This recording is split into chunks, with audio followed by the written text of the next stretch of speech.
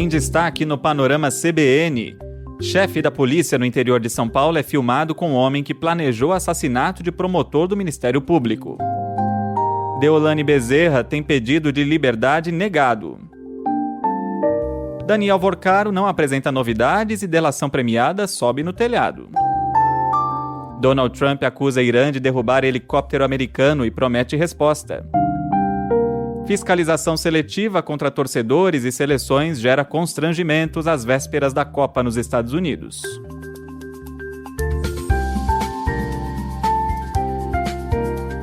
Olá para você que está aqui comigo, eu sou Leandro Gouveia e essa é a segunda edição do podcast Panorama CBN de terça-feira, 9 de junho de 2026. Em menos de meia hora eu te conto as principais notícias do dia. Olha só, uma operação do Ministério Público de São Paulo prendeu nessa terça-feira um ex-chefe de investigadores da Polícia Civil, um ex-policial civil e um ex-estagiário do próprio Ministério Público, vai vendo. A Operação Infiltrados é um desdobramento de duas ações do ano passado, a Pronta Resposta e a Off-White. Essa última desmantelou um esquema de lavagem de dinheiro de Sérgio Luiz de Freitas, que é conhecido como Mijão, apontado como um dos principais chefes em liberdade do PCC. Segundo o portal G1, o grupo é investigado por participar de um esquema que envolve o vazamento de informações sigilosas, extorsão e até um plano para assassinar o promotor de justiça Amaury Silveira Filho do GAECO, que é o Grupo de Atuação Especial de Combate ao Crime Organizado do Ministério Público. Vídeos obtidos pela Globo News mostram o ex-chefe de investigadores da Delegacia de Investigação sobre Entorpecentes de Campinas, Maurício Aparecido de Oliveira, se reunindo com o empresário José Ricardo Ramos, apontado como responsável direto pela execução do plano contra o promotor. O encontro aconteceu uma semana antes da operação de agosto do ano passado. O Ministério Público apura se Maurício repassou informações sigilosas. Atualmente ele trabalhava no 1º Distrito Policial de Campinas. A investigação avançou depois que a promotoria analisou o celular de Maurício Silveira Zambaldi, conhecido como Dragão. Ele é suspeito de financiar o atentado. No aparelho de Dragão, os promotores encontraram mensagens em que o ex-estagiário do Ministério Público, bacharel em Direito Gabriel Lira de Jesus, cobrava R$500 mil para não enviar informações sobre o empresário ao GAECO, ao Ministério Público. A suspeita é que Gabriel tenha entrado na promotoria já com a intenção de buscar alvos com alto poder econômico para exigir dinheiro em troca de proteção. Ele deixou o órgão semanas depois das operações contra Dragão e passou a trabalhar em um escritório de advocacia em Campinas, que também foi alvo de buscas. O terceiro preso é um ex-policial civil que ajudava o estagiário no esquema. O nome dele não foi divulgado. Ele já tinha sido preso em 2008 e foi expulso da corporação depois de ser condenado por extorsão ao exigir dinheiro de um chefe do tráfico para libertar uma mulher presa com drogas. Ao todo, os agentes saíram para cumprir 3 mandados de prisão temporária e 10 de busca e apreensão em Campinas e Cardoso, também no interior de São Paulo. As ordens judiciais também miram um policial penal. Chama o ladrão, hein, minha gente? A 5ª turma do Superior Tribunal de Justiça negou por unanimidade o pedido de liberdade da influenciadora digital e advogada Deolane Bezerra. Ela está cumprindo prisão preventiva desde 21 de maio, desde que foi alvo de uma operação da Polícia Civil e do Ministério Público de São Paulo. O relator do caso, o ministro Ribeiro Dantas, entendeu que não há ilegalidade na prisão e que é preciso esperar a decisão do Tribunal de Justiça de São Paulo sobre os recursos da defesa. Os advogados de Deolane pediam a soltura ou a prisão domiciliar, alegando que ela é a única responsável por uma filha de 9 anos. A investigação aponta que a influenciadora é suspeita de fazer parte do PCC e de usar empresas fantasmas perto do presídio de Presidente Venceslau, no interior de São Paulo, para lavar dinheiro. Segundo a polícia, as contas da advogada e de suas empresas movimentaram quase 28 milhões de reais em 4 anos, com recursos de origem ilegal. E a Justiça das Bahamas reconheceu o processo de liquidação extrajudicial do Banco Master, que é feito no Brasil. A decisão da Suprema Corte do país do Caribe abre caminho para rastrear e recuperar bens do grupo financeiro no exterior. O juiz do caso deu poder para a empresa, que foi nomeada pelo Banco Central Brasileiro, atuar em nome de 5 entidades do Grupo Master nas Bahamas. Com a decisão, a liquidação ganha respaldo internacional para evitar que os recursos fiquem divididos em vários países. E outro tema que gera expectativa é a delação premiada de Daniel Vorcaro. Como na primeira tentativa ele omitiu informações, a desconfiança por parte da Polícia Federal e da Procuradoria-Geral da República continua. A apresentadora e comentarista de política da CBN, Vera Magalhães, apurou como tem sido essa segunda tentativa. Novamente, tudo que ele fala, e ele ainda não fala coisas consideradas inéditas e surpreendentes, não tem prova que ampare, não tem documentos, não tem datas, muitas coisas são informações jogadas, redundantes com o que a PF já tem.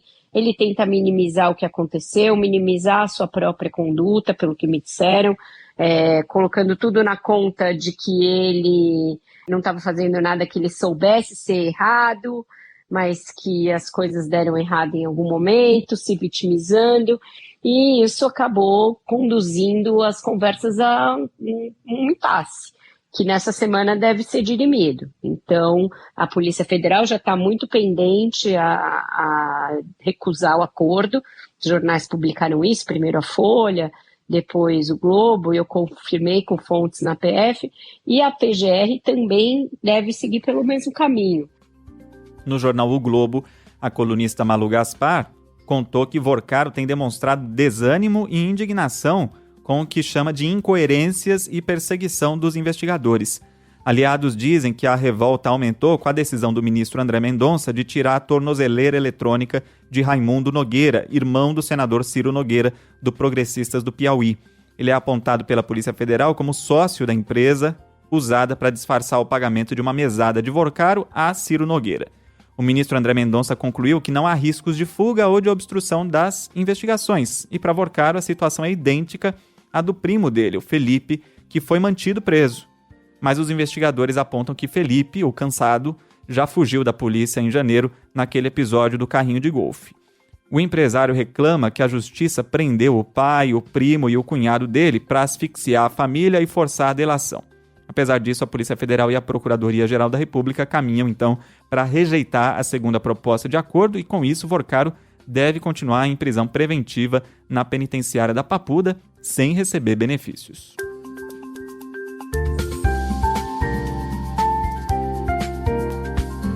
O presidente dos Estados Unidos, Donald Trump, acusou o Irã de derrubar um helicóptero militar americano perto do Estreito de Hormuz.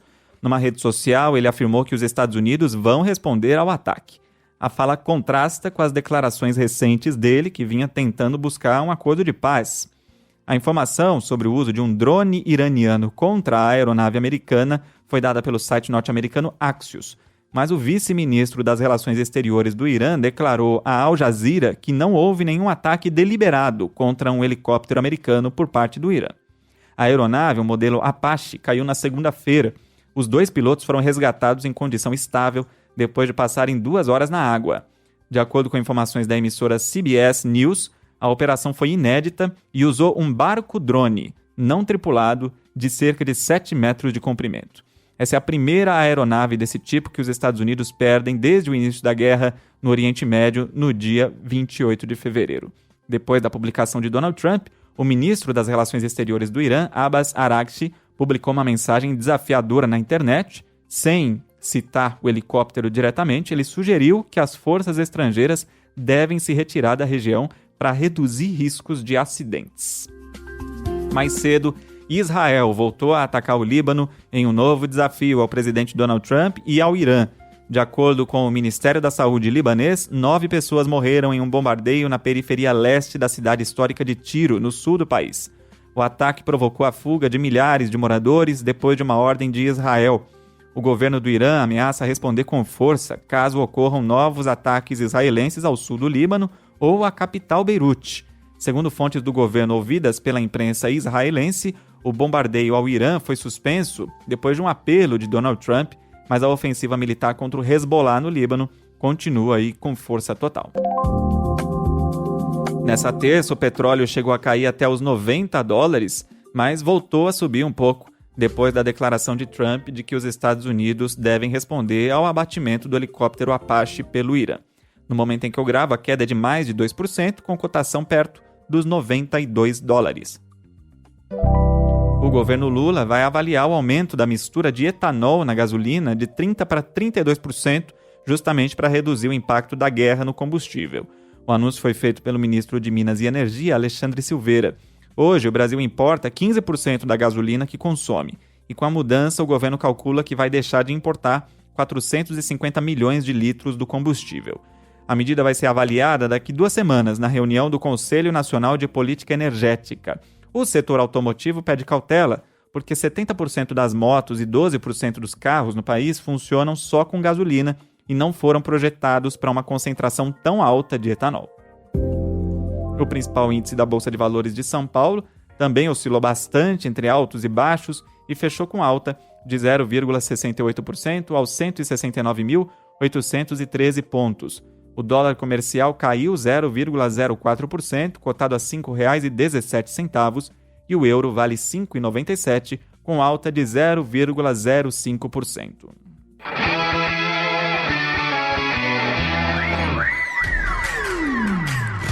Na Copa do Mundo, por enquanto, o assunto não é o futebol propriamente dito. O árbitro Omar Artan, da Somália, acusou o governo dos Estados Unidos de preconceito. No último episódio do Panorama, eu te contei que ele tinha sido deportado dos Estados Unidos e logo depois da gravação, a FIFA confirmou que ele está fora da Copa e que não interfere nas decisões de imigração dos países sedes. Artan seria o primeiro somali a apitar no Mundial e ele desabafou em entrevista ao jornal New York Times nesta terça-feira. Disse que passou por 11 horas de interrogatório, ficou detido numa cela e foi mandado para Istambul, na Turquia. Artan afirmou que tinha toda a documentação e os vistos exigidos pela FIFA. A imigração dos Estados Unidos declarou que o profissional teve a entrada negada por causa de preocupações na verificação de antecedentes. Artan tem 34 anos e foi eleito o melhor árbitro do ano passado pela Confederação Africana de Futebol. Ele era considerado um dos principais nomes entre os 7 juízes do continente selecionados para o torneio. Nessa entrevista, Artan afirmou: "Acho que eles têm um problema com o meu país." E disse ainda que está muito desapontado. E eles, os Estados Unidos, têm mesmo um problema. Em dezembro, no contexto da crise migratória, especialmente no estado de Minnesota, o presidente Donald Trump disse que não queria mais cidadãos da Somália nos Estados Unidos, dizendo que eles vêm do inferno, são lixo e que o país africano fede. E o caso do árbitro da Somália não é um fato isolado aí não. Outro caso envolveu a seleção do Uzbequistão, país de maioria islâmica da Ásia, que foi recebida com cães farejadores em Chicago para um amistoso contra a Holanda. A delegação reclamou que os atletas esperaram por horas de pé sob o sol forte, enquanto todas as malas eram revistadas. Nessa terça, o técnico da seleção do Uzbequistão, o italiano Fábio Cannavaro, disse que as revistas da equipe dele, inclusive com cães farejadores, têm sido recorrentes e que não viu isso acontecendo com outras seleções, como a da Holanda. No sábado, o principal astro da seleção do Iraque, o atacante Ayman Hussein, foi detido e interrogado por 7 horas ao desembarcar em Chicago. E o fotógrafo oficial da delegação do Iraque, Talal Salah, ficou detido por 13 horas e acabou sendo deportado de volta para Bagdá. E ainda tem o caso do Irã, que está em guerra. A Federação de Futebol do país disse ter tido sua cota de ingressos, que é dada a todos os países, revogada poucos dias antes do início da Copa.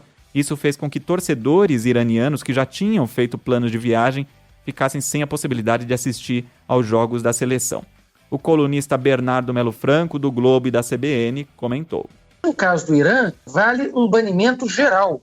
Cidadãos iranianos não podem entrar nesse momento nos Estados Unidos. Aliás, também não é o único país, porque essa restrição também se aplica aos cidadãos do Haiti. E veja, o único jogador do Haiti que atua no próprio país, ele, para chegar nos Estados Unidos, teve que fazer uma verdadeira saga, e a chegada dele em Miami foi comemorada no aeroporto, soltaram fogos, foram torcedores, quer dizer, são cenas que a gente não está acostumado a ver numa competição esportiva e que, claro, podem causar um prejuízo para essas nações que já não são favoritas e que agora, além dos adversários, precisam também enfrentar os agentes da imigração americana. Isso tudo está acontecendo também porque a FIFA, que é presidida pelo Gianni Infantino, adotou desde o princípio uma atitude subserviente em relação ao Donald Trump. Vale lembrar que o Infantino já vestiu um bonezinho vermelho, igual aquele boné do Trump, e deu ao presidente americano um prêmio da paz da FIFA, que ele inventou justamente porque o Trump estava se sentindo desprestigiado com a perda do Prêmio Nobel da Paz. Agora vamos para a parte boa, né? Deixa eu dar uma dica para você que está completamente por fora das seleções, quer saber um pouco mais para ir bem no bolão da firma? A CBN lançou, no mês passado, o podcast Raio-X das Seleções, com o Leonardo Dai, que está nos Estados Unidos, o Gabriel Dudziak e Michele Silva. E aí, em cada episódio, eles vão analisando seleção por seleção de todos os 12 grupos da Copa. Eles apresentam a trajetória, as escalações, os craques, os pontos fortes, os pontos fracos de cada equipe. E é legal que eles estão fazendo as cotações de cada equipe, numa pontuação aí que vai de 0 a 100, seguindo alguns critérios e segundo a avaliação deles, é claro. São 12 episódios, um para cada grupo, e o último grupo, o grupo L, vai ser publicado já nessa quarta-feira aí no seu aplicativo de áudio. E dá para ver também com imagem pelo YouTube da CBN. É só buscar então por Raio-X das Seleções.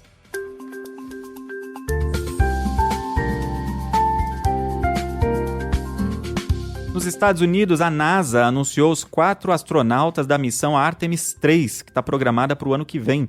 O grupo é formado por 4 homens. Os especialistas americanos André Douglas, que era um membro da tripulação reserva da missão Artemis 2, e Frank Rubio, que tem ascendência salvadorenha e é a pessoa que passou mais tempo no espaço, 371 dias, numa única missão para os Estados Unidos. Também o piloto italiano Luca Parmitano, o primeiro europeu a participar desse tipo de missão, e o comandante americano Randy Bresnik, o único que voou em um ônibus espacial antes da aposentadoria dessas naves. A missão de 2 semanas vai testar em órbita baixa da Terra o acoplamento da cápsula Orion com os módulos das empresas Blue Origin, de Jeff Bezos, e SpaceX, de Elon Musk. O objetivo é reduzir riscos para o retorno humano à Lua em 2028. O astronauta Frank Rubio disse no anúncio que a missão é uma bênção e uma honra incríveis. Apesar do otimismo da NASA, analistas ouvidos pelo jornal New York Times questionam o prazo de 2028. Os foguetes privados da SpaceX e da Blue Origin ainda enfrentam falhas e explosões nos testes. A corrida para o solo lunar ganha contornos de disputa geopolítica também, já que a China planeja levar humanos para a Lua até 2030, depois de realizar 4 pousos robóticos bem-sucedidos desde 2013.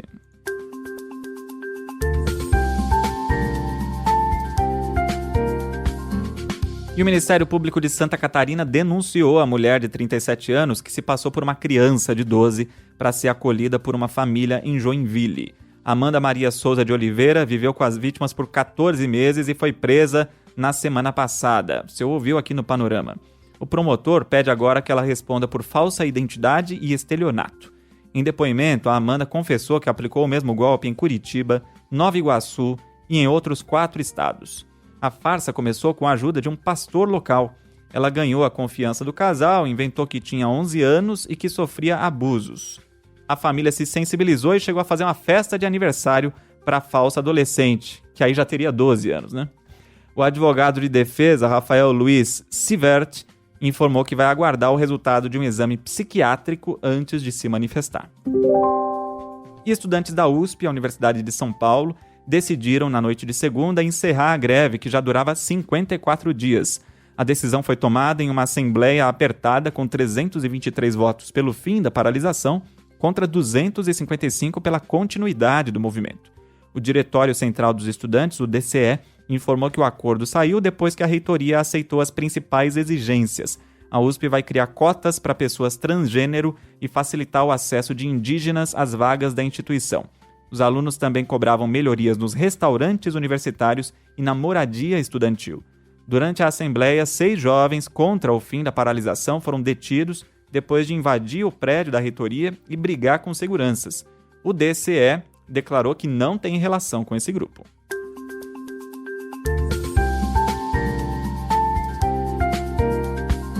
E antes de encerrar, eu convido você a mandar mensagem para o Panorama. Meu e-mail é leandro.gouveia@cbn.com.br. No Instagram é só procurar por Le Reis Gouveia. Não esquece de escrever seu nome e de onde você está ouvindo. Buenas, Leandro. Nem aqui de Málaga, Espanha, você me escapa. Mesmo estando 5 horas à frente, não perco uma edição do Panorama. faz parte do meu dia ouvir, só que pela manhã, sua voz com os destaques do dia. Um abração e não dá para viver sem a sua edição. É a Flávia Beniunes, que se junta a uma legião de ouvintes do Panorama, também no exterior do país. Você já indicou o Panorama para alguém hoje? Manda o link pelo WhatsApp para quem você sabe que gosta de ficar bem informado e bem informada. Aliás, eu fecho essa edição com outras mensagens de ouvintes sobre o Rock in Rio. Eu falei no último episódio do início das vendas dos ingressos e muito ouvinte vai estar lá no Parque Olímpico em setembro. E eu gostei que cada um tem um gosto diferente. Então a Bárbara Amorim, de Belo Horizonte, falou que comprou ingresso para o dia 6 de setembro, disse que valeu a pena ficar na fila e comprar para ver o Black Eyed Peas. I got a feeling that tonight's gonna be a good night, that tonight's gonna be a good night, that tonight's gonna be a good night, a feeling. Valeu, Bárbara. O Thiago Rocha, de São Paulo, falou que abriu muitas abas do computador também para conseguir comprar o ingresso. Diz que a esposa ficou surtada, mas o esforço foi recompensado com ingressos para ver o Foo Fighters.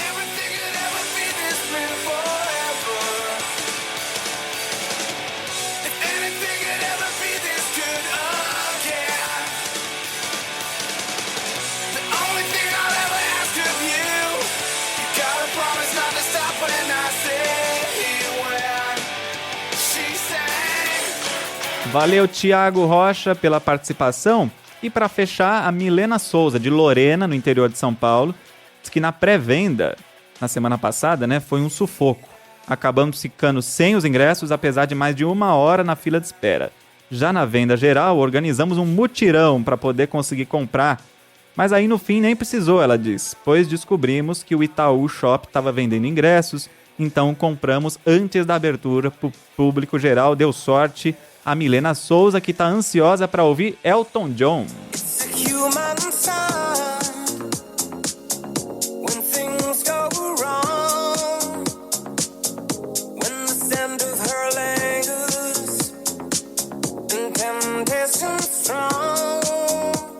Elton John nessa versão remix aí, que está fazendo o maior sucesso com a Dua Lipa.